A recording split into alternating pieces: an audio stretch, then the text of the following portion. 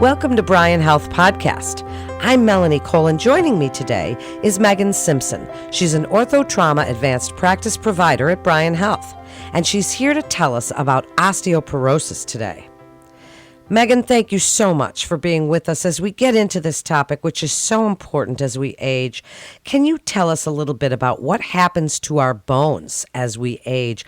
What is osteoporosis? So osteoporosis is a loss of density or mass within our bones.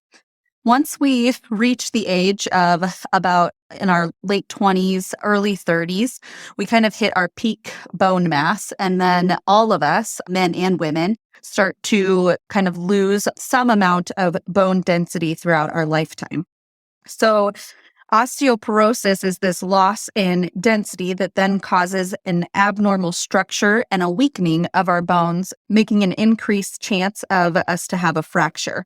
Kind of simply said, if you picture your bone as a honeycomb for a healthy bone, and then you put osteoporotic bone next to it, that bone of the osteoporosis would have much larger holes than your healthy bone does.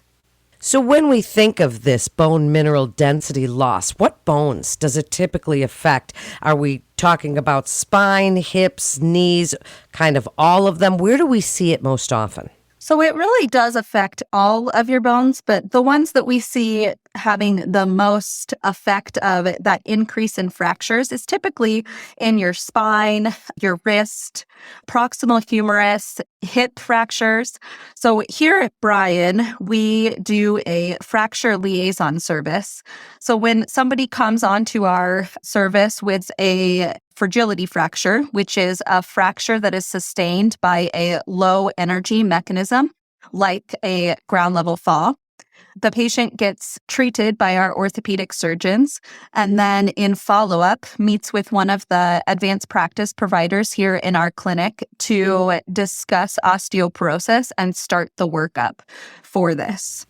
Let's talk about risk factors for a minute. You mentioned as we age at the very beginning, and that's obviously the main risk factor. But there are some risk factors that we can control, and tell us a little bit if it's more common in men or women, but speak about this risk factor situation, genetics, whatever it is, lifestyle. Is there anything we can do to slow down this bone density loss? So it is more common in women. 1 in about 2 women over the age of 50 will end up with a fracture due to osteoporosis, and about 1 in 4 men over the age of 50 end up with an osteoporotic fracture. Kind of some of the other risk factors are being postmenopausal, being Caucasian, and then also having like a low body weight. Some of the risk factors that we can modify are making sure that we're drinking alcohol in moderation. Alcohol does affect your nutrition level, which then does boil down to your bone getting the nutrition that they need to stay strong.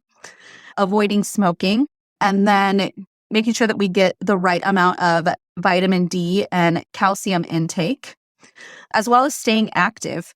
It's really been shown that weight-bearing exercises as well as weight-strengthening exercises, so if you think of lifting weights or resistance band type exercises, at least 3 to 4 times a week do help us to kind of slow our bone loss down. There are a few other risk factors that are also sometimes not avoidable depending on people's comorbidities. So people that are being treated for cancer with chemotherapy, or some of the medications that are used to treat diabetes or seizure disorders, even some of the medications that cause immunosuppression also put people at higher risk for having osteoporosis. So I want to hit one more risk factor for a second, Megan, which is menopause. Because I even told you off the air that I am a postmenopausal woman, And so, this risk of losing some of our bone density after menopause and because of our hormones, and now everything's changing. So, what do you tell women of a certain age that they can be doing to try and strengthen their bones? You mentioned vitamin D, lifestyles, alcohol, smoking, exercise. Is there anything related to menopause that we should be doing or that's recommended that we do? There is with screening that we can do. And women after menopause, some people do have hormone replacement therapy, which does sometimes help kind of hold off osteoporosis. But screening and just kind of discussing with your doctor those risk factors, there is a FRAX score, which is a list of kind of questions and risk factors that your doctor can go through with you. And then it really does give kind of a chance of having a fracture within the next 10 years. And then also making sure that we get our DEXA scans.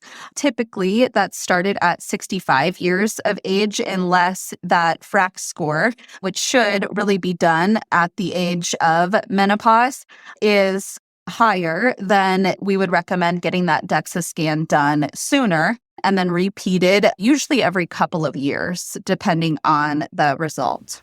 I'd love you to tell the listeners what that DEXA scan is. So what does that involve? What does it entail? What does it show us? That DEXA scan gives us kind of the quantity or the amount of bone. It's a bone mineral density test. So it's non-invasive, similar to going in for an x-ray. And they look at your bone density at your lumbar spine, and then usually typically at a hip or at your wrist or forearm.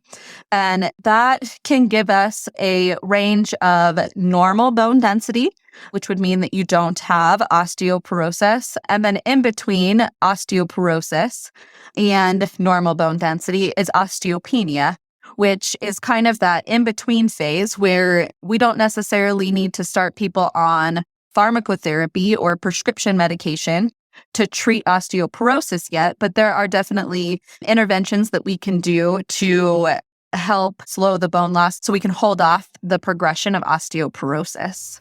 Well, I think that's really important because we do hear so many ads on TV and in the media about these medications for osteopenia and osteoporosis.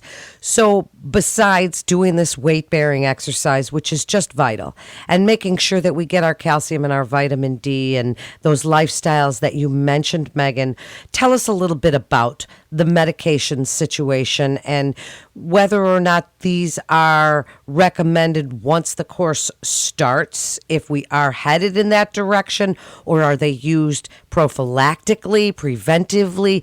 Tell us a little bit about the medications on the market and what should we be asking our doctors about those? Typically, these medications are not started until you have osteoporosis. That being said, if you do have osteopenia and then you end up with a fragility fracture, sometimes these medications are started before your DEXA scan truly shows osteoporosis. So that fragility fracture is one of the things that leads us to start medication sooner, because it's been shown that once you have that initial fragility fracture, you are at an 86% increased risk of having a subsequent fracture if you're not treated for osteoporosis. So that's kind of a warning sign. Some of the medications can be oral medications. So some of those are bisphosphonates. The most common ones that are prescribed in that category are like Fosamax, Boniva. These medications really help decrease the osteoclasts, which are the cells that break bone down. There are some stomach side effects with these and can cause people to have some heartburn, reflux. So they also have to be taken before meals. You have to wait for 30 minutes prior to eating anything, and you do need to sit up afterwards. And that kind of helps to reduce some of those side effects, but sometimes can make that a little difficult for people to take. So there are other bisphosphonates that are given IV for treatment, and they're sometimes a little bit easier for patients to comply with. And then there are different medications, Prolia being one of them, that works to help prevent osteoclast formation.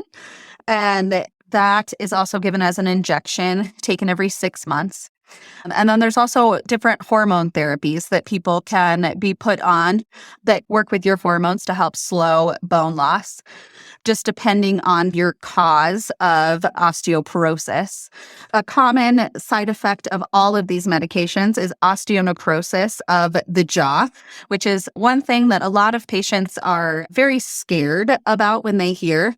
This is like a death of your jawbone. It is very, very rare. And typically seen when these medications are used in higher doses and not just in the doses that people are on for osteoporosis, or when these medications are used for a long period of time without being paused. That being said, your oral bisphosphonates, things like Fosamax, your Boniva, those medications, you do need a drug holiday from those, typically after 3 to 5 years, just to help your body be able to not develop thick but brittle bone. When these medications are not paused for a period of time after you've been on them for 3 to 5 years, some people can be at risk for what we call an atypical femur fracture, which is when you get a fracture of your femur, which is your thigh bone, typically because your bones are thick but brittle.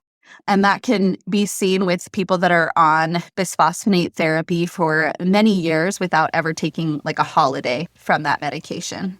What a comprehensive answer. So well explained, because boy, it could be confusing with all the information that we're getting. As we wrap up, Megan, what would you like to tell the listeners about osteoporosis, osteopenia, the softening of the bones, brittle bones, fractures, possible fractures, which is something that we know that if you break a hip, it increases your mortality. So as we get older and we're losing some of the strength of our bones, what would you like to tell the listeners about screening and lifestyle and your best advice for hopefully preventing it? So it's just really important to make sure that we have that well-balanced, healthy diet, making sure that you're getting enough protein intake, enough calcium and vitamin D intake.